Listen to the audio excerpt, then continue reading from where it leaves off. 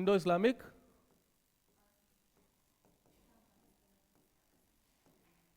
Islamic architecture.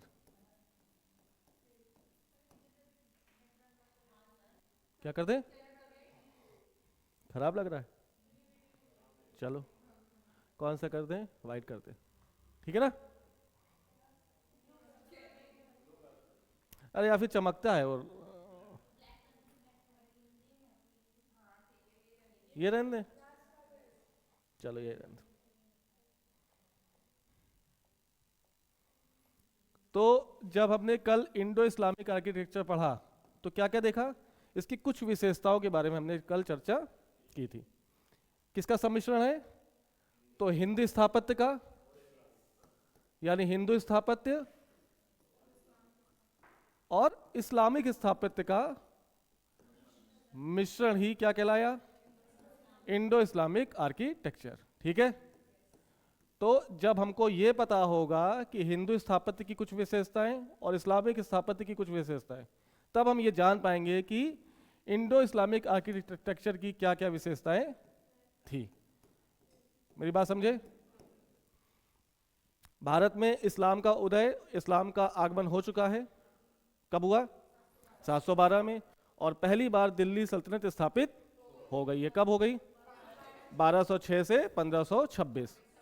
शुरुआत में हमें सभी स्थापत्य में, चाहे वो कुतुबुद्दीन ऐबक का स्थापत्य हो या इल्तुतमिश का स्थापत्य हो, या यूं कहें कि गुलाम वंश का जितना भी स्थापत्य था, उसमें हमें हिंदू स्थापत्य के पुट अधिक दिखाई दिए और इस्लामी स्थापत्य के पुट बहुत ज़्यादा कम दिखाई दिए। उसके पीछे की वजह क्या थी? क्योंकि हाँ, पहली बार इस्लाम भारत आया है, तो इस्लाम जब भारत आया है तो भारत को जीतने के उद्देश्य में आया है, तो वो अपने साथ कुशल कारीगर लेकर नहीं आया। तो जो हिंदू कारीगर हैं उनको बनाने की आदत क्या है? हिंदू स्थापत्य। शासक हैं मुस्लिम, वो बनवाना क्या चाह रहे हैं? इस्लामिक स्थापत्य। ऐसे में बड़ा घोल मेल रहेगा। कई सारे मंदिरों को तोड़वाकर उसके आगे से मेहराब लगा दिया जाएगा और कहा जाएगा ये मस्जिद हो गई। ठीक है, तो शुरुआती स्थापत्य में यानी गुलाम वंश के स्थापत्य में तुम्हें गुंबद नुमा आकृति नहीं दिखाई देगी, सिर्फ टूटे फूटे मेहराब, बेढंगे मेहराब दिखाई देंगे। क्या ये मेरी बात समझ पाए? और भारत की पहली मीनार कुतुब मीनार के रूप में कुतुबुद्दीन ऐबक द्वारा स्थापित की जाएगी। ठीक है, तो हिंदू स्थापत्य की क्या क्या विशेषताएं थी? सहतीर, सहतीर जिसे बीम बोल रहे हैं, फिर पिलर्स और लकड़ी का उपयोग, पत्थर का उपयोग, और नक्काशीदार आकृति में आपको देवी देवता, फूल पत्ती और पशु पक्षी की आकृति बहुलता में दिखाई देगी। खिड़कियां। लेकिन जैसे ही हम इस्लामिक स्थापत्य में आएंगे, ये सारी विशेषताएं चेंज होकर किस में चेंज हो जाएंगी? तो हमें दिखेगा आर्चेस, मेहराब, है ना, हमें डोम दिखाई देगा, हमें माइनरेट्स दिखाई देंगी और हमें जाली नुमा आकृति दिखाई देगी। कहां पर? खिड़की के स्थान पर। ठीक है, और सजावट में हम यूज करेंगे क्या? आयत, कुरान की आयतें और ज्यामितीय आकृतियां, ज्योमेट्री। ठीक है, और इसी को कहा गया, क्या कहा गया? अरबेक्स, अरबेक्स स्टाइल। ठीक है, तो अरबेक्स स्टाइल क्या है? स्ट्रक्चर पर कुरान की आयतें लिख दो और ज्योमेट्री की डायग्राम बना दो, तो उसको क्या कहेंगे? अरबेक्स। अरबेक्स का ही ज्यादा विकसित रूप हमें पित्रा देवरा में दिखाई देगा। व्हाट इज पित्रा देवरा? तो पित्रा देवरा का मतलब है संगमरमर को तराश कर उसमें महंगे महंगे मोती, हीरे, जवाहरात को जड़ देना। दैट इज कॉल्ड पित्रा देवरा, जिसका पहला स्थापत्य के रूप में हमें एतमाउद्दौला के मकबरे में दिखाई दे रहा है। हाँ, सब कुछ आ जाएगा। जो भी बहुमूल्य वस्तुएं, लाल मणि हो गई, लाल कलर का पत्थर हो गया, हीरा हो गया, सोना हो गया, चांदी हो गया, संगमरमर को तोड़कर काट कर उसमें जड़ने की प्रक्रिया क्या कहलाती है? पित्रा देवरा। ठीक है, ये सब बातें हो चुकी थी। आज हम पढ़ेंगे दिल्ली सल्तनत का स्थापत्य। ठीक है, जैसे ही दिल्ली सल्तनत के स्थापत्य की चर्चा करेंगे या ओवरऑल स्थापत्य की चर्चा करें तो मध्यकाल में हमें ध्यान देना, इस स्थापत्य के 3 चरण दिखाई देंगे। पहला, दिल्ली सल्तनत का स्थापत्य है ना। दूसरा, बिल्कुल मुगल काल का स्थापत्य। और तीसरा क्या दिखाई देगा? अंग्रेज आधुनिक हो गए भाई, अंग्रेज तो आधुनिक हो गए, वो मध्यकाल का। फोन काट दो, सोचो, दिमाग लगाओ। मुगल में सब कुछ आ गए, और क्या बचा? एक और स्थापत्य बचेगा जिसकी चर्चा हम करेंगे। हाँ, वो क्या बोलोगे उसको? गुड, ठीक है, नवीन राज्यों का, यानी जो क्षेत्रीय राज्य हैं, चाहे वो मुगल काल के हो चाहे वो दिल्ली सल्तनत के हो, क्षेत्रीय राज्य का स्थापत्य। हाँ, जो साथ साथ चल रहे, जैसे गुजरात, समझ गए, जैसे बंगाल, जैसे मालवा, जैसे राजस्थान, जैसे बहमनी। इन सारी स्थापत्य की शैलियों की जब चर्चा करेंगे तब हम 1206 से लेकर या कहे 1857, या इसमें अंग्रेज आ जाएंगे तो रहने दो 1707, यहां तक का स्थापत्य आपको समझ में आएगा। हाँ, औरंगजेब तक। औरंगजेब के बाद शासक कैसे हैं? कमजोर। तो क्या वो कला और संस्कृति को संरक्षण देंगे? नहीं देंगे। एक चीज और याद रखना, अगर कोई पूछे तुमसे कला और संस्कृति के विकास के लिए कितने तत्वों की आवश्यकता है, मेरा क्वेश्चन क्या है? कला और संस्कृति के विकास के लिए हमें कितने तत्वों की आवश्यकता चाहिए, या कितने तत्वों की आवश्यकता लगती है? हाँ, 4 एलिमेंट्स। कौन कौन से? दिमाग लगाओ। There are 4 elements to develop any art and culture. दिमाग लगाओ। साम्राज्य कैसा होगा कि कला और संस्कृति का विकास होगा? पीसफुल, शांति होगा तभी तो कला पर विकास कर पाओगे, नहीं तो जिंदगी में युद्ध करते रहोगे। युद्ध करने वाला राजा क्या कभी कला को संरक्षण देगा? तो कला और संस्कृति के विकास के लिए हमें सबसे जरूरी चीज क्या है? पीस। बिना शांति स्थापित किए उस साम्राज्य में कला का विकास नहीं हो सकता। दूसरा बताओ तत्व। बहुत बढ़िया, क्या लगेंगे? इकोनॉमिकल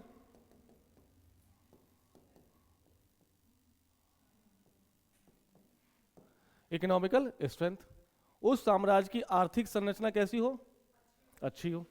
जब पैसा होगा तभी तो तुम बिल्डिंग बना पाओगे, जब पैसा होगा तो तभी तुम पेंटिंग बना पाओगे, जब पैसा होगा तभी तुम नगरों को स्थापित कर पाओगे। तीसरा, बहुत बढ़िया, गुड, बहुत सुंदर, स्किल्ड मैन पावर। मान लो तुम्हारे पास शांति है, पैसा है, कुशल कारीगर नहीं है, तो क्या कुछ बनेगा? चौथा तत्व क्या है? ये तो हो गया ना, कुशल कारीगर। स्किल्ड मैन पावर का मतलब ही यही है ना। राजा शक्तिशाली और कला का क्या संबंध है? शक्तिशाली होगा तो युद्ध जीतेगा ना, साम्राज्य विस्तार करेगा, कला क्यों बढ़ाएगा? थोड़ा सा और सोचो, सही दिशा में जा रहे हो तुम लोग? हाँ हाँ, क्या क्या क्या और सोचो। मान लो हम राजा हैं, मेरे पास पैसा भी है, मेरे पास पैसा भी है, शांति भी है और कुशल कारीगर भी है, लेकिन मेरी इच्छा ही नहीं है, तो है ना, तो हम क्या बनवाएंगे? क्या तो आखिरी में सेल्फ इंटरेस्ट। क्या चीज? इच्छा। इच्छा नहीं है तो कुछ भी हो तुम नहीं बनवाओगे। ये 4 तत्व किसी भी कला के विकास में सबसे महत्वपूर्ण योगदान निभाते हैं। इन चारों चीजों में अगर कोई भी चीज कमजोर है तो कला अपने सर्वोत्कृष्ट रूप तक नहीं पहुंच पाएगी। क्या मेरी बात ये पकड़ पाए? पक्का? अब ऐसे ही जब दिल्ली सल्तनत पढ़ेंगे, मुगल काल पढ़ेंगे, तो राजा देखना, राजा देख कर ही बता दोगे कि उसके काल में कला और विकास कैसे बढ़ी है और कैसे घटी है। दिमाग लगाओ। कुतुबुद्दीन ऐबक के समय क्या कला अपने सर्वोत्कृष्ट स्थिति को प्राप्त कर पाएगी? नहीं कर पाएगी। इल्तुतमिश के समय थोड़ी बहुत शुरुआत हो जाएगी, लेकिन सर्वोत्कृष्ट अपना पैरामाउंट वो प्राप्त कर पाएगी? नहीं कर पाएगी। खिलजी वंश में युद्ध हो रहे हैं, नहीं कर पाएंगे। और सोचो, सैयद वंश, हाँ तुगलक वंश में हो पाएगा? तुगलक वंश में गयासुद्दीन तुगलक पहला राजा, वो बंगाल का विद्रोह को दबा रहा है। जो विद्रोह को दबाएगा तो क्या कला का विकास कर पाएगा? मोहम्मद बिन तुगलक, वो 5 एक्सपेरिमेंट में पागल है, ऐसे में उसको कला का समय मिला। फिरोज शाह तुगलक, वो तुष्टीकरण की नीति ही लागू करने के प्रयास में, तो कला विकास। सैयद वंश में, मेरी बात थोड़ा बहुत तो सभी चलेगा, अभी पढ़ाएंगे। लोधी वंश में, लोधी वंश में तो पतन होने लगा था। मुगल काल के अकबर में, लेकिन अकबर की रुचि नहीं थी। याद रखना, अकबर के पास पीस भी है, पैसा भी है, मैन पावर भी है, लेकिन उसकी खुद की रुचि। तो हुमायूं के मकबरे के अलावा अकबर ने कोई भी स्थापत्य, जहांगीर में आओ, जहांगीर के काल में पीस है, आ गई थी पीस ना, पैसा भी है, जब तक दूर जहां द्वारा लूटा नहीं गया, स्किल्ड मैन पावर भी है, लेकिन आर्किटेक्चर में उसकी रुचि, तो उसकी रुचि है पेंटिंग्स में। तो तुम देखना कि जहांगीर का काल पेंटिंग्स का गोल्डन एज है। शाहजहां में आ जाओ। शाहजहां के काल में पीस भी है, विद्रोह हो चुके हैं शुरुआत में, पैसा है, स्किल्ड मैन पावर है, और उसका खुद का इंटरेस्ट भी है। इस वजह से तुम्हें दताज कब दिखेगा? समझ गए? आर्ट एंड कल्चर को तुम राजा का नाम सुनते ही बता दोगे कि उसके काल में कला अपने परम स्थिति को प्राप्त कर चुकी थी या नीचे ही कहीं टहल रही थी। तो जो स्टार्टिंग तुम्हें दिल्ली सल्तनत में दिखाई देगी, उसका पैरामाउंट हमें जाकर शाहजहां के काल में दिखाई दिया। शाहजहां के बाद औरंगजेब, पीस नहीं है, पीस ही नहीं है। उसके बाद के जो भी उत्तरवर्ती मुगल शासक है, सेल्फ इंटरेस्ट नहीं है, और भी क्या है, वो वहां पे पीस नहीं है। और कैसे के शासक है? सभी, उनके पास कुछ भी नहीं है, धीरे धीरे सब कुछ पतन हो रहा है। तो जब ये अपने साम्राज्य को बचाएंगे कि कला का विकास करेंगे? क्या मेरी बात पकड़ पाए? इस वजह से अगर ये आउटलाइन तुम्हारे दिमाग में है तो तुम आराम से आंसर दे सकते हो। नहीं तो 4 तत्व ये आपको याद, किसी भी साम्राज्य की, किसी भी कला, किसी भी संस्कृति के विकास के लिए हमें इन 4 एलिमेंट्स का होना बहुत जरूरी है। कोई भी कमजोर कला अपने सर्वोत्तम रूप को प्राप्त नहीं कर पाएगी। ये सभी मजबूत है, तब जाकर ताज जैसा आर्किटेक्चर हमारे सामने आएगा। यहाँ तक समझे? शुरू करें? आ जाओ, दिल्ली सल्तनत का स्थापत्य।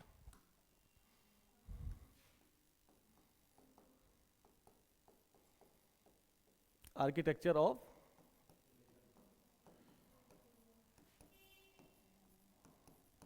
दिल्ली सल्तनत। दिल्ली सल्तनत के स्थापत्य को 3 चरणों में बांटकर पढ़ा जाएगा। कितने? वो 3 चरण कौन से हैं? तो पहला देखो, गुलाम वंश। क्या लिख दिया हमने? सॉरी, गुलाम वंश, जिसमें कुतुबुद्दीन ऐबक द्वारा देखा जाएगा, कुछ निर्माण हुआ, इल्तुतमिश द्वारा देखा जाएगा, और आखिरी में बचा कुचा बलबन की काल का। ध्यान से देखो इनको, देख लिया? इनमें से ये ठीक ठाक है, ये भी ठीक ठाक है, और ये मजबूत है। मेरी बात समझे? तो इनके काल में तुम्हें स्थापत्य दिखाई देगा, लेकिन कैसा स्थापत्य? सीमित और हिंदू स्थापत्य की ओर ज्यादा झुका हुआ। क्यों? क्योंकि अभी ये इनिशियल स्टेज है। कैसी स्टेज है? Initial stage. इसमें आर्किटेक्चर में इंडो आर्किटेक्चर का ज्यादा पुट दिखाई देगा। ठीक है, दूसरा देखेंगे हम, खिलजी। खलजी में सबसे ज़्यादा इंपॉर्टेंट अलाउद्दीन खिलजी, क्योंकि जलालुद्दीन खिलजी क्या कर रहा है, बूढ़ा शासक है, कम समय का शासन कर रहा है। इसके बाद 1296 से 1320, इसका टाइम पीरियड थोड़ा सा ज़्यादा है, 1296 से 1320। ये 3-4 स्ट्रक्चर बनवाएगा जो आपके प्री में काम आएंगे। तीसरा बचा कौन है, तो आप इस चरण में, इस फेज में आप तुगलक भी ले आए, सैयद भी ले आए और लोधी भी ले आए। लाना तो पड़ेगा ना, तुम्हें दिखाएंगे ना कि सैयद में कोई भी काम नहीं हुआ, इसको आप स्किप कर दीजिए, लेकिन लिखना पड़ेगा। तो 3 चरण कौन कौन से, पहला गुलाम वंश, दूसरा खिलजी, खिलजी में भी कौन, अलाउद्दीन खिलजी, और तीसरा इसमें हम थोड़ा सा देखेंगे मोहम्मद बिन तुगलक, फिरोज शाह तुगलक। सैयद में कुछ खास नहीं हुआ। लोधी में आर्किटेक्चर की एक नई परंपरा शुरू हुई, सिकंदर लोधी, दोहरा गुंबद और 4 बाग की प्रक्रिया। मकबरे बनेंगे, मकबरों के मकबरा बीच में और चारों तरफ बाग। यही प्रक्रिया आपको ताजमहल में दिखाई देगी। तो कहां से स्टार्ट हुआ, लोधी लेके आए, कौन सा,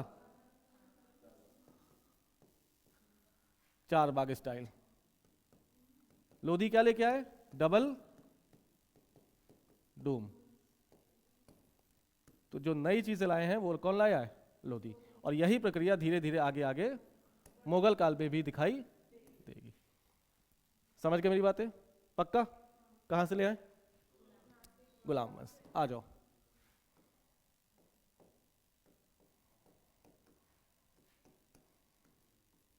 ये मामलुक डायनेस्टी कौन सी है, मामलुक यानी दास वंश या गुलाम वंश, ठीक है, जिसका टाइम पीरियड कब से कब तक,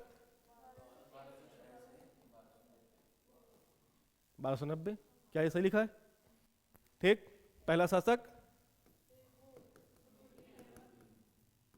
कुतुबुद्दीन ऐबक। क्या क्या बनवाया इसने, पहला याद करो, 2.5 दिन का झोपड़ा। कहां पर है, बहुत बढ़िया, 2.5 दिन का झोपड़ा अजमेर। किसने बनवाया था, कुतुबुद्दीन। किसको तोड़ के बनवाया, तो आप कहेंगे संस्कृत कॉलेज या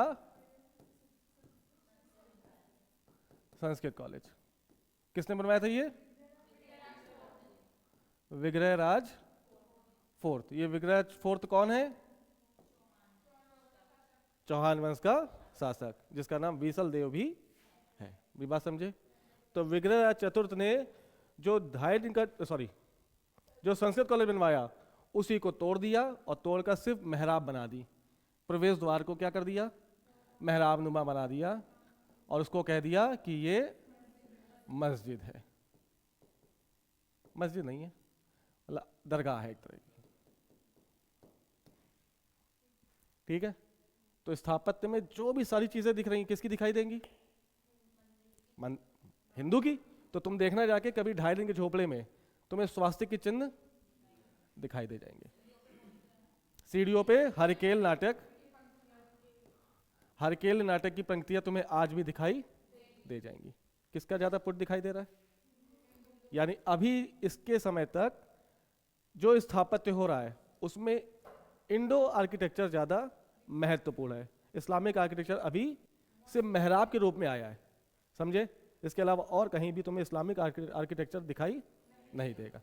दूसरा स्ट्रक्चर कौन सा है, कुव्वतुल इस्लाम। कुव्वत उल इस्लाम, ये भी जैन मंदिर का समूह था जिसको तोड़ा गया और मस्जिद का नाम दे दिया गया। तो भारत में तुर्कों द्वारा स्थापित पहली मस्जिद कौन सी, कुव्वतुल इस्लाम। याद रखोगे। इसमें भी क्या हुआ है, कुछ नहीं, सिर्फ तोड़ा गया और मेहराब नुमा आकृति बनाकर उसको मस्जिद का रूप दे दिया गया। तीसरा स्ट्रक्चर कौन सा है, तीसरा है एक मीनार बनी जिसे क्या कहा गया, कुतुब मीनार। विष्णु मंदिर है इसके ऊपर नीचे, कुतुब मीनार में साक्ष्य है। कुतुब मीनार के नीचे विष्णु मंदिर पूरी तरह से क्लियर है कि उसके नीचे विष्णु मंदिर है, यानी इसको तोड़ा गया और कुतुब मीनार की आकृति बना दी गई। समझे? मीनार क्यों बनाई जा रही है इस्लाम में? ताकि नमाज पढ़ने के लिए जो अजान दी जाए वो काफी दूर तक पहुंच जाए। और पहली मीनार कौन सी दिखाई देगी तुम्हें? कुतुब मीनार। ठीक है, कुतुब मीनार कितने मंजिल?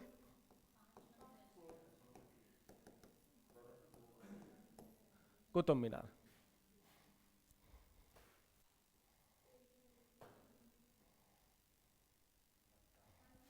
भट्टा, हाँ भट्टा।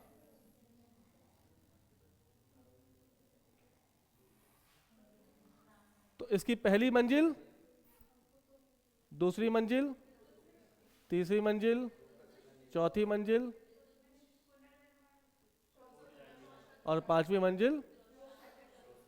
ध्यान देना, जैसे ही पहली मंजिल बनाई कुतुबुद्दीन ऐबक, इसने बख्तियार काकी, कुतुबुद्दीन बख्तियार काकी की याद में, कुतुबुद्दीन बख्तियार काकी की याद में इस मीनार का निर्माण करना शुरू किया। ये कौन है? एक सूफी संत है।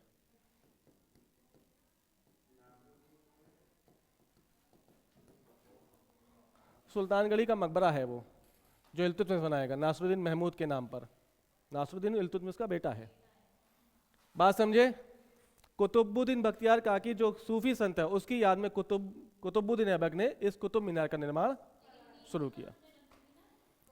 हाँ हाँ, लेकिन पहली मंजिल किसने बनाई ये तो देखो ना। जैसे ही पहली मंजिल हुई कंप्लीट, कुतुबुद्दीन ऐबक की मृत्यु हो गई। अब दूसरी, तीसरी और चौथी मंजिल का निर्माण कराया। पहली मंजिल कुतुबुद्दीन ऐबक। ठीक है, क्या हुआ? अनर्थ हो गया, इस पर बिजली गिर गई। बिजली गिर गई तो चौथी और पांचवी मंजिल क्या हो गई? ध्वस्त हो गई। और तीसरा शासक कौन आया? फिरोज शाह तुगलक। इसने चौथी मंजिल का पुनर्निर्माण कराया और पांचवी एक अन्य मंजिल जोड़ दी। ठीक है, और चौथी और पांचवी मंजिल पूर्णतः संगमरमर से निर्मित। इसकी सारी सुंदरता की ऐसी तैसी कर दी, है ना? तो चौथा पांचवा मंजिल किससे बना है? संगमरमर से। बाकी 1, 2 और 3 लाल बलवा पत्थर।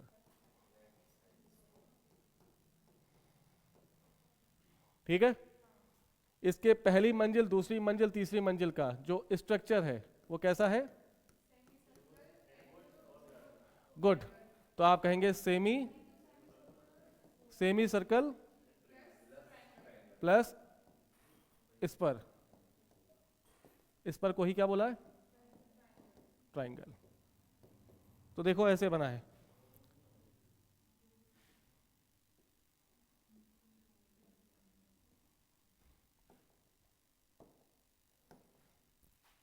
Semi circle, triangle, semi circle, triangle, semi circle, triangle, semi circle.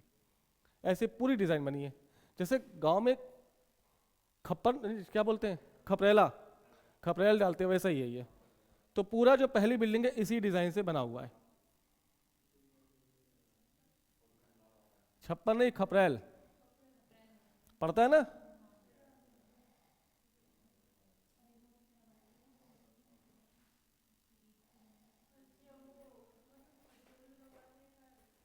ये है पहले मंजिल की डिजाइन। दूसरा मंजिल ऑल सेमी सर्कल। क्या हो गया?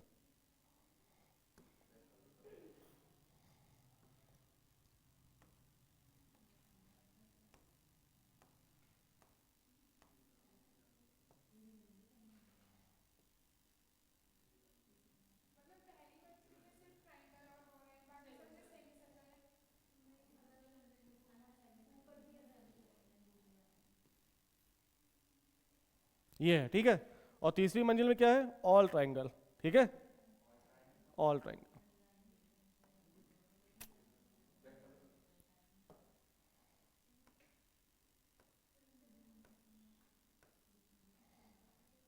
ऑल ट्रायंगल, ठीक।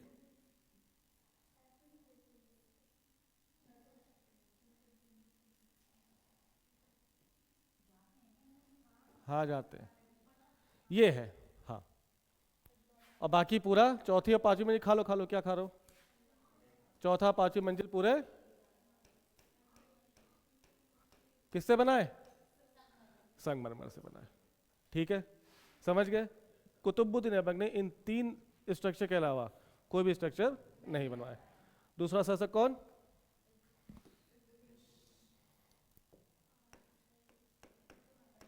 इल्तुतमिश। पहला सुल्तानगढ़ी का मकबरा,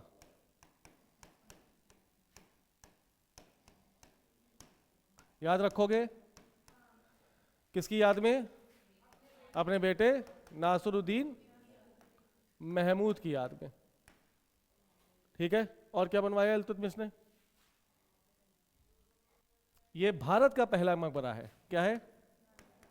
तो अगर आपसे पूछा जाए भारत का पहला मकबरा कौन सा? सुल्तानगढ़ी का मकबरा। किसने बनवाया और किसकी याद में बनवाया? अपने बेटे नासरुद्दीन महमूद की याद में। और क्या बनवाया इसने? दिमाग लगाओ जल्दी से, उसका नाम ही नहीं तो क्या बताएंगे, और बताओ। अतरकीन का दरवाजा, गुड। इसका दूसरा स्ट्रक्चर है अतरकीन का दरवाजा, कहां पर है? नागौर। तीसरा इसने बदायूं में बनाई, बदायूं की मस्जिद, ठीक है। बदायूं में इसने 2-3 स्ट्रक्चर बनवाए। कितने स्ट्रक्चर? 2-3। एक है कौशिके नहीं, शमशी ईदगाह,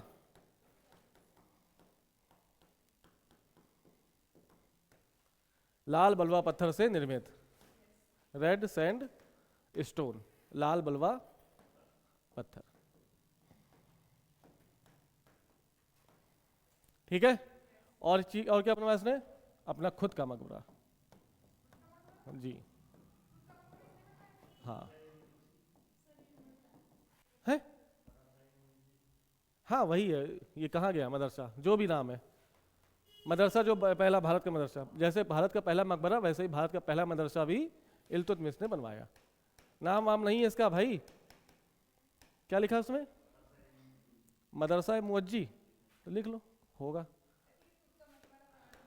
अरे यार बनाते हैं लोग, अरे हाँ भाई क्या विश्वास? हाँ हो सकता है ना विश्वास हो कि मेरा पुत्र मुझे दफनाएगा कि नहीं दफनाएगा। दफनाया नहीं, व्यवस्था करके गए हैं। हाँ हाँ, कि यहाँ लिटाना हमको, मेरी अंतिम इच्छा है कि जब मैं मरूं तो मेरे मकबरे पे मुझे लिटा देना। ध्यान रखना एक चीज और, सुल्तान पक्का नहीं कराया होगा। सुल्तानगढ़ी का मकबरा, ध्यान रखना, रुक जाओ, इसमें तुम्हें पहली बार गुंबद दिखाई दिया और पहली बार मेहराब दिखाई दी, लेकिन कैसी है? बेढंगी, इसलिए हम याद नहीं रखेंगे, ठीक है। सुल्तानगढ़ी का मकबरे में पहली बार गुंबद दिखाई दे रहा है, लेकिन गुंबद कैसा है? बकवास सा। व्यवस्थित और वैज्ञानिक रूप से गुंबद पहला कहां दिखाई देगा? अलाई दरवाजा, गुंबद कल बताया था। अरे वो बहुत वैज्ञानिक ढंग से, वो प्याज नुमा की आकृति, लेकिन गुंबद की स्टार्टिंग कहां से हो रही है? अलाई दरवाजा, याद रखना। इस गुंबद को हम गुंबद नहीं मानना है, समझ गए? कितने हैं स्ट्रक्चर? 1 2 3 4, याद रखिएगा। कुतुब मीनार का निर्माण किसने किया? कुतुबुद्दीन ऐबक ने। 2.5 दिन का झोपड़ा किसने बनवाया? और क्या बचा उसका? हाँ, कुव्वतुल इस्लाम मस्जिद का निर्माण किसने कराया? याद रखोगे, कुव्वतुल इस्लाम मस्जिद किसके अवशेषों पर निर्मित है? जैन मंदिर। 2.5 दिन का झोपड़ा विष्णु मंदिर संस्कृत कॉलेज, और कुतुब मीनार विष्णु मंदिर, समझ गए? सुल्तानगढ़ी भारत का पहला किसने बनवाया? इल्तुतमिश ने। गुंबद और मेहराब की परंपरा यहां से शुरू, बची कची कसर बलबन ने पूरी कर दी। बलबन के समय में क्या बना? याद करो जो इंपॉर्टेंट है। अरे नहीं, बलबन ने क्या बनवाया है? हाँ, जहां पे जलालुद्दीन खिलजी अपना राज्याभिषेक कराएगा।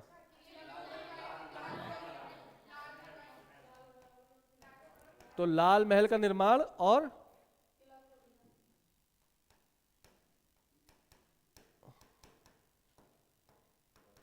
बलबन का मकबरा, ये दोनों बलबन द्वारा स्थापित, बलबन द्वारा स्थित। तो बनने तो क्या करें, क्या मना कर दें कि मत बनवाओ? कर भी नहीं कर सकते। तो लाल महल और बलबन का मकबरा कब बना? बलबन के काल का। ठीक है, इसके अलावा स्थापत्य और आपको दिल्ली सल्तनत में दिखाई नहीं देगा। क्या हुआ, समझ गए? मुगल काल में आएंगे वहां पे पक्का। कितने स्थापत्य दिखाई दिए हमको? पहला पहला 2.5 दिन का झोपड़ा, और कुव्वत उल इस्लाम। कहां पर है ये?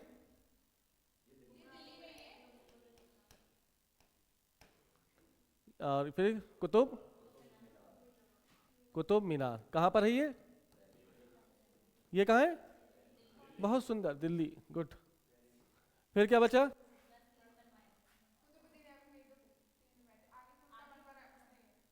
हाँ, इल्तुतमिश, सुल्तान गली का मकबरा। ये कहाँ है? दिल्ली में। आप कहेंगे निजामुद्दीन औलिया की दरगाह के पास, निजामुद्दीन औलिया की दरगाह के पास। ठीक है, और क्या बनाया इल्तुतमिश ने?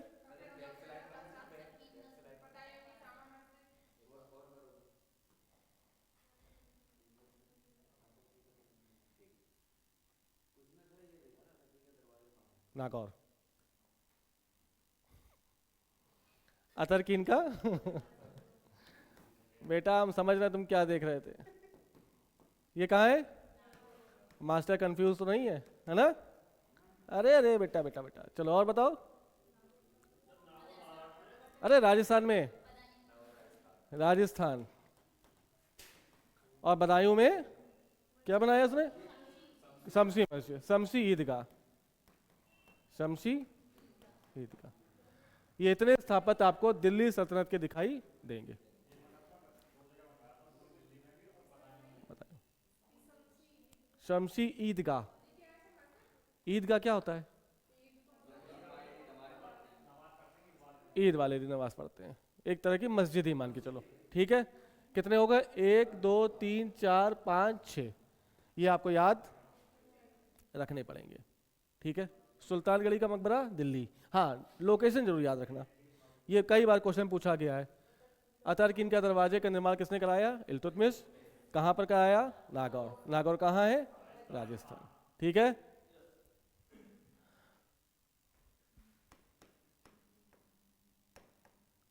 खलजी आर्किटेक्चर,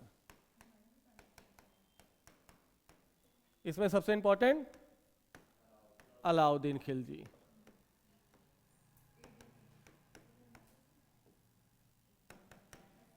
खलजी क्यों कह रहे हैं इनको? कहाँ है खलजी नामक प्रदेश? अफगानिस्तान। ठीक है, ये खलजी नामक देश क्षेत्र से आए थे, इस वजह से इनको खलजी कहा गया। ठीक है, इसने क्या बनवाया? तो आप कहेंगे सबसे बड़ा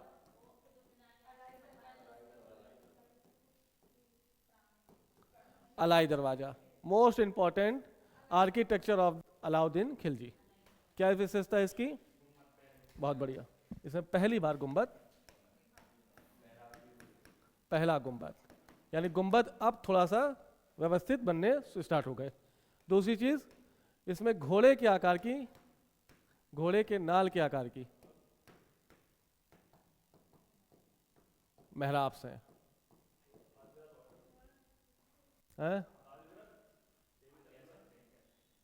हाँ, सेमी सर्कल, घोड़े के नाल के आकार। ठीक है, 3 प्रवेश द्वार,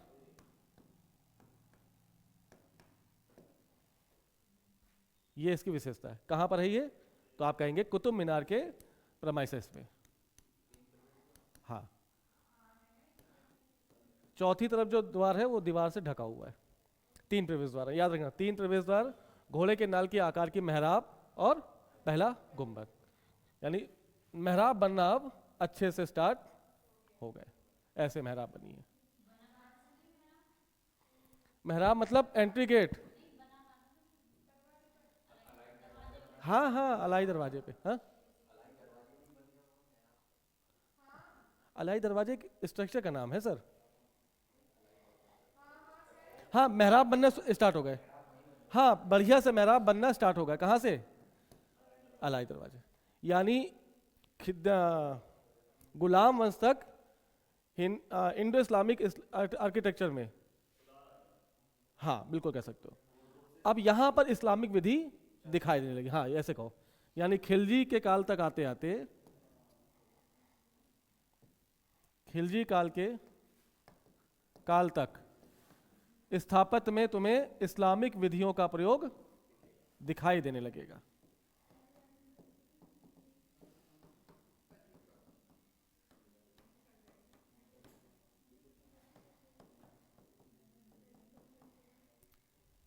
समझ गए?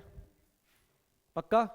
यानी मेहराबों का आकार सिस्टमेटिक हो गया, गुंबद पहला दिखाई देने लगा, लेकिन वो गुंबद बहुत अच्छा वैज्ञानिक रूप से व्यवस्थित और मजबूत नहीं है। स्टार्ट हो गया गुंबद बनना।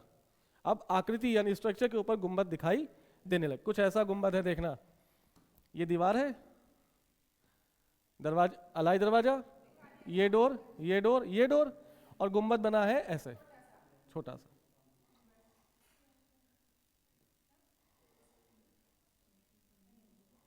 ये गुंबद है, ठीक है। जैसे जैसे गुंबद बड़े होंगे छत पर बोझ आने लगेगा, और छत पर बोझ आएगा तो देखो क्या किया जाएगा। देख, ध्यान देना। अबे भाई बात मत करो।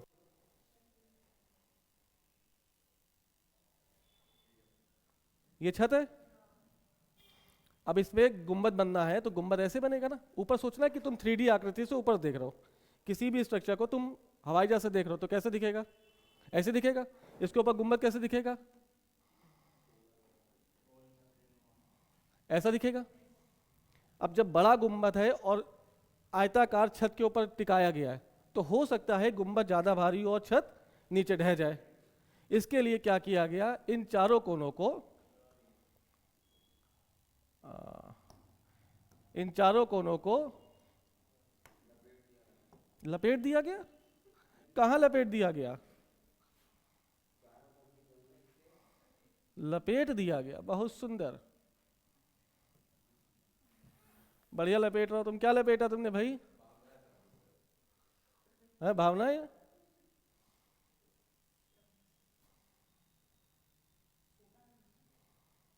छोटा नहीं करना है ना। अब सोचो पूरे छत को घेर रहा है गुंबद, ऐसे में गुंबद के गिरने के चांस ज्यादा होंगे कि नहीं होंगे? क्या किया गया इसमें? नई टेक्निक लाई गई। ध्यान देना, ये जो 4 कोने थे इनको सपोर्ट दे दिया गया प्लास्टर ऑफ पेरिस से, यानी जोड़ दिया गया। हाँ हाँ, एक खांचा बना दिया। खांचा दिख रहा है?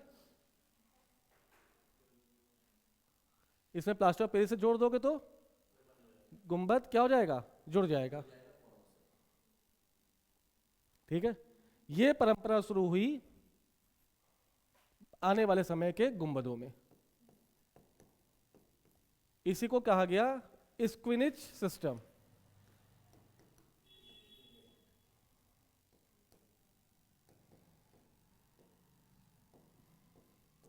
हिंदी जो पूछेगा उसको बहुत बड़ा पाप पड़ेगा, लगेगा। स्क्विनिच सिस्टम मतलब समझ लो, अब क्या बता हिंदी यार तुम्हें, धसाओ नहीं, क्या बोलेंगे उसको, जमाओ। हाँ, जमाओ बोल सकते हैं। गुंबद और छत को जमाने की जो प्रक्रिया है उसको क्या बोला गया?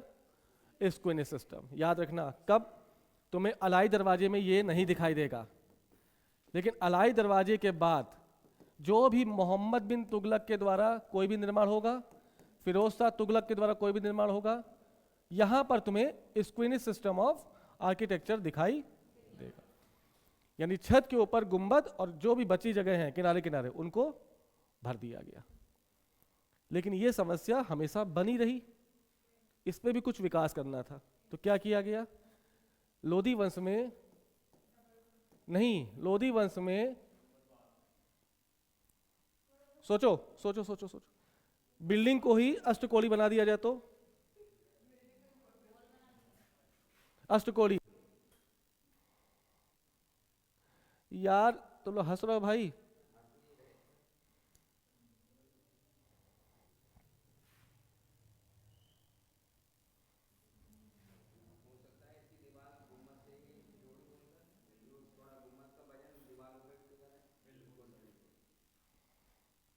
अब पूरे स्ट्रक्चर को क्या कर दिया गया, अष्टकोणी। पहले वो क्या बन रहा है, दीवारें चार कोण बन रहे हैं, 1 2 3 4।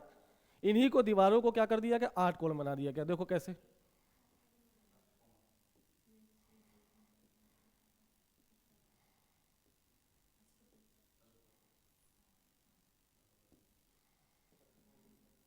हाँ अष्टकोणी।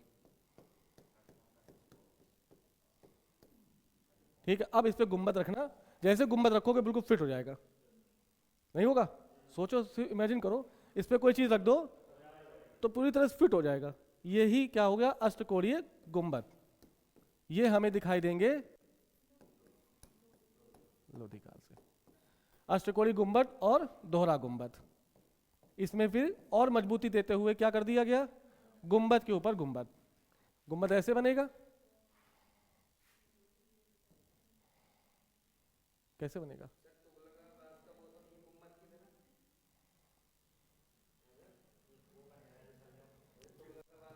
अरे यार भावनाएं समझो, गुंबद सलजम बन गया।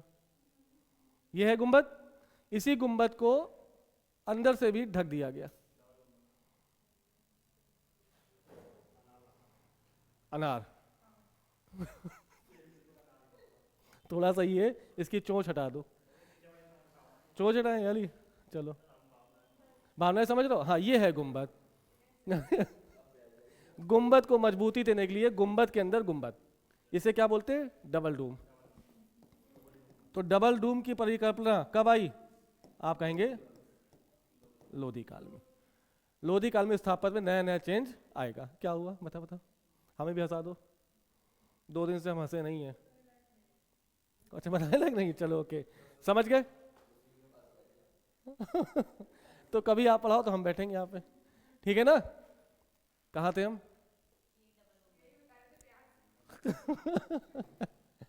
ठीक है ओके, चलो नेक्स्ट। तो अलाउद्दीन खिलजी के काल में बना अलाई दरवाजा, ठीक है। और क्या बना अलाउद्दीन खिलजी के काल में, जमात मस्जिद। याद रखो ये सब चीजें, जमात खाना मस्जिद, ठीक है। हजार सितून, हौजे खास, हाँ तो अरे यार तो स्ट्रक्चर तो है मेरे भाई। हौजे खास और सीरी किला। तुमने क्या लिखा है। सीरी का किला, ये अलाउद्दीन खिलजी द्वारा स्थापित हैं। वही अलाई दरवाजे ही एक तरह से, ठीक है। ये रखो ये रखो ये रखो ये रखो ये रखो, ठीक है। वो आंगन है कुतुब मीनार का, समझ गए पक्का। ये किसके द्वारा निर्मित है, अलाई दरवाजा कहाँ है, दिल्ली में। जमात खाना मस्जिद, हजार सितून, हौजे खास, सीरी, ठीक है। और गुंबद की परिकल्पना कहाँ से दिखाई दी हमको, अलाई दरवाजा। याद रखोगे। अलाउद्दीन खिलजी के बाद कौन सा शासक बनेगा,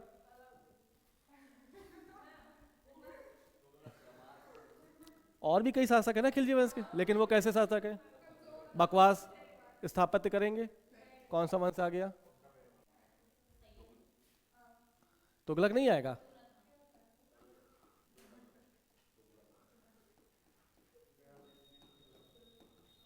तुगलक वंश, ठीक। अब सोचो तुगलक वंश में क्या होगा, स्थापत्य का पतन होगा कि विकास होगा, ह्रास होगा, ठीक है। क्यों, यहां पर स्थापत्य का पतन होने लगा। ठीक है, स्थापत्य का पतन किस सेंस में, किस सेंस में? हाँ, नहीं, बने हैं लेकिन कमजोर नहीं है, कला नहीं उसमें, गुंबद नहीं है। गुंबद है तो बेढंगे गुंबद है। जो पत्थर का यूज किया गया वो मटमैले पत्थर है। ऐसा क्यों? दीवारों को बहुत मजबूत, ढलवा दीवार याद आया, वो अब दीवारें ढलवा बनवा रहे हैं। क्यों? मजबूती के लिए। यानी अब स्थापत्य में, रुक जाओ, अब आने वाले स्थापत्य में तुम्हें स्थापत्य का पतन दिखाई देने लगेगा, और ये पतन फिर से विकास की ओर बढ़ेगा मुगल काल में। ठीक है, देखो कैसे स्थापत्य का पतन कैसे, तो आप कहेंगे अलंकरण, अलंकरण पर कम ध्यान। तो जब अलंकरण पर कम ध्यान दोगे तो मजबूती और स्थायित्व पर, मजबूती और स्थायित्व पर ध्यान कैसा होगा, ज्यादा कि कम? कम ही होगा। सुंदर चीज कमजोर होती है और बदसूरत चीज मजबूत होती है। लोहा मजबूत है कि सोना मजबूत है? बहुत सुंदर, बहुत बढ़िया। सोना, सोना मजबूत होता है? लोहा मजबूत होता है ना, सिंपल सी बात है। और लेकिन सुंदर कौन होता है? तो जो चीज सुंदर है वो मजबूत नहीं होगी, और जो चीज मजबूत है वो सुंदर। तुगलक काल के स्थापत्य में हमें अलंकरण बहुत ज्यादा कम, और अलंकरण को कम ध्यान देते हुए किस पर ज्यादा ध्यान दिया गया? मजबूती और स्थायित्व। क्यों? क्यों? क्योंकि तुगलक वंश में लगातार क्या हो रहा है? आक्रमण हो रहा है। याद आ रहा है? विद्रोह हो रहे हैं। मोहम्मद बिन तुगलक बेचारा 5 एक्सपेरिमेंट में मरा जा रहा है। गयासुद्दीन तुगलक बंगाल के विद्रोह को दबा रहा है। फिरोज शाह तुगलक अपने ऊपर एक बहुत बड़ा आरोप लेकर जी रहा है। ऐसे में वो कला के ऊपर ध्यान नहीं देंगे, वो किले बनवाएंगे। और किले कैसे होंगे? मजबूत होंगे और स्थायित्व होंगे। इस स्थापत्य की सबसे महत्वपूर्ण विशेषता है दीवारों का ढलवा होना। इससे क्या हुआ? ऐसी दीवारें बनाई गई, ढलवा दीवारें, जिसका बेस मोटा है और ऊपर जाते जाते ये पतली हो गई। तो कभी अगर विद्रोह होगा, आक्रमण होगा, तो नीचे होगा कि ऊपर होगा? इस मोटाई को दीवार के को तोड़ना मुश्किल हो जाए। इस वजह से ढलवा दीवारें। याद रखोगे? याद रखोगे? तो ढलवा दीवारें किस स्थापत्य की विशेषता है? तो आप कहेंगे तुगलक वंश की।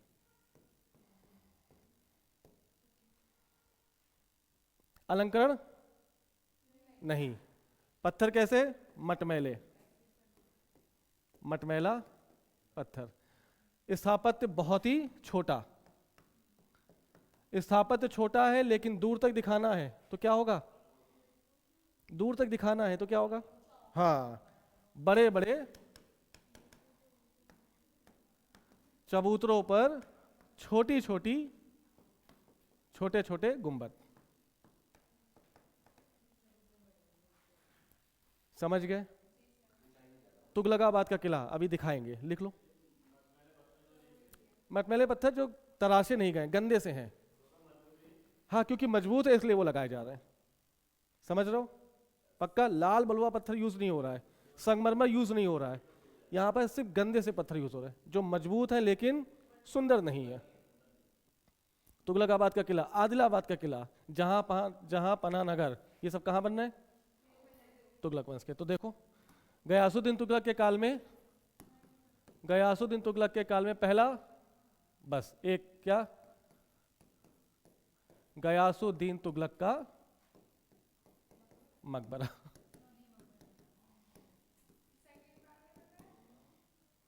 पहला वाला यार। उसके बाद ये सारे समय कहाँ है? बंगाल के विद्रोह को दबा रहा है। किसको दबाने गया था वो? तोगरिल खां का विद्रोह इसके काल में नहीं हुआ।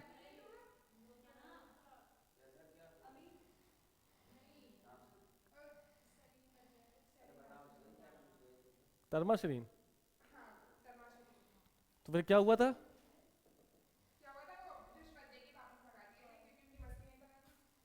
आए हैं हैं। तो उसके बाद क्या हुआ? हुनूस दिल्ली दूरस्थ। क्यों नहीं याद कर पा रहे ये सब चीजें? जब वो बंगाल के विद्रोह को से वापस आ रहा था, तब क्या कहा था उसने? निजामुद्दीन औलिया कहा कि 1 लाख रुपए जो मेरे पिता ने तुम्हारे पिता को दिए हैं वापस करो। तो कहते पहले दिल्ली आओ, फिर दिल्ली आके देखेंगे। और रास्ते में क्या हुआ? 6 किलोमीटर दूर। हाँ ठीक है। तो क्या, गयासुद्दीन तुगलक का मकबरा, ठीक है जी हाँ। दूसरा, मोहम्मद तुगलक ने बनाया आदिलाबाद का किला। आदिलाबाद का किला। और एक जगह बनाई है जहां पनाह नगर, बस। क्योंकि ये पूरे अपने साल में क्या कर रहा है? अपने नए नए प्रयोग कर रहा है। जो सभी प्रयोग क्या हो रहा है उसके? असफल हो रहा है। ठीक है ना? सीक्वेंस में याद है ये प्रयोग कौन कौन से? पहला प्रयोग क्या किया मोहम्मद तुगलक ने? दोआब में करवदी। दोआब,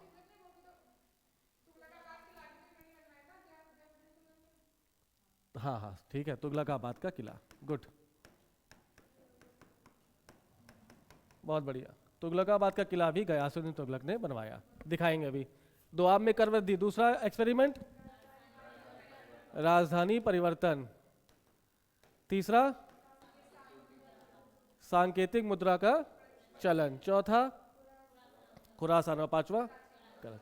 याद रखना सीक्वेंस में, ठीक है। उसके बाद कौन आया? फिरोज शाह तुगलक। क्या किया इन्होंने? इन्होंने क्या किया? फिरोज शाह कोटला याद आया?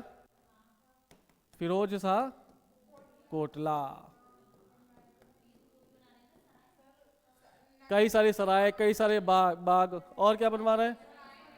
सराय हैं, बाग हैं, नहर है। एक नगर का नाम बताओ जो फिरोज शाह तुगलक ने बनाया। वो तो लिख लिया, और बताओ।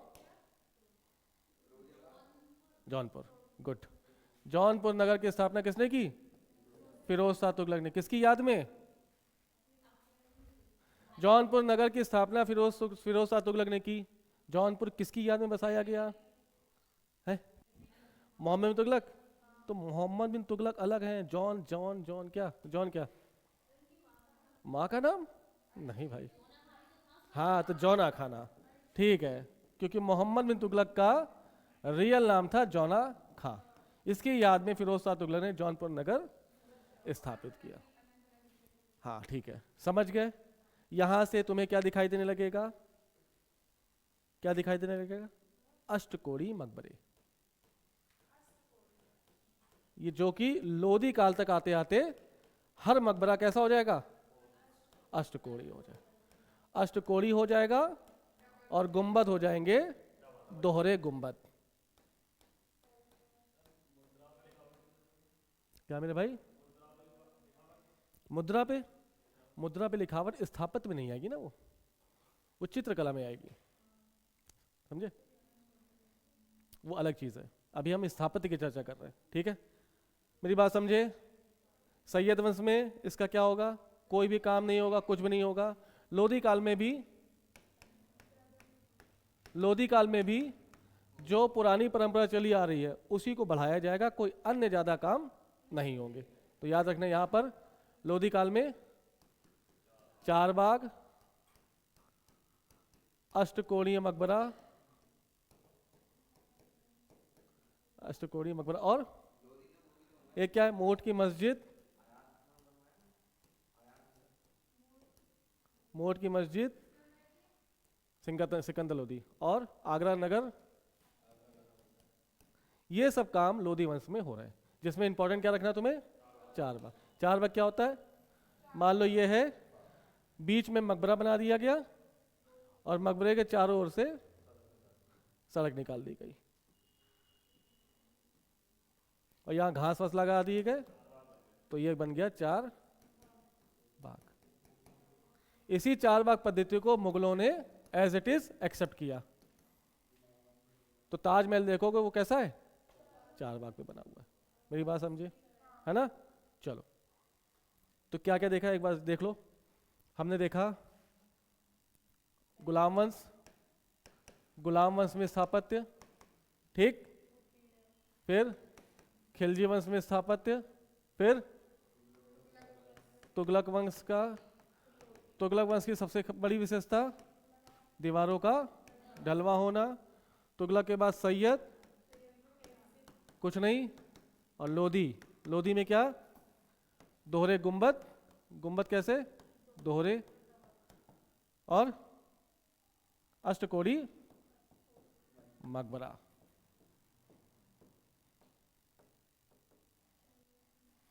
चारबाग पद्धति।